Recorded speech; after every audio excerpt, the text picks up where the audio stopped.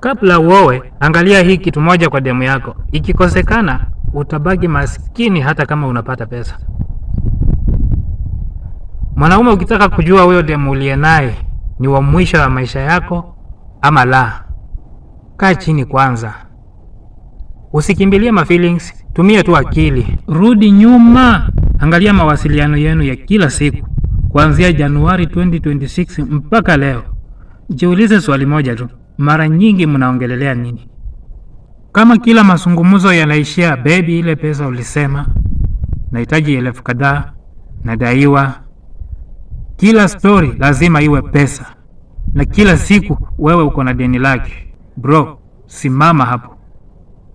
Huyo si wa future yako, huyo anakurudisha nyuma. Mwanaume anahitaji mwanamke atakaye kufanya ufikirie zaidi, atakaye kujenga kimaono, asiyevunja pesa zako, atakaye kusaidia kutoka kuajiriwa hadi kujiajiri, atakaye kuletea amani, si pressure, si mlafi, si mzigo, ni mshirika.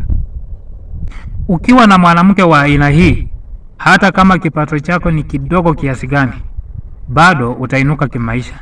Lakini ukiwa na mwanamke asiye na akili ya maisha, hata kama unachota milioni kila mwezi, bado utazidi kusoroteka tu.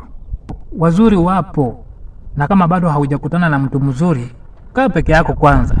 Jijenge, panga maisha yako. Muda unaenda, na ukikosea kuchagua, maisha yatalipa gharama kubwa baadaye. Chagua kwa akili.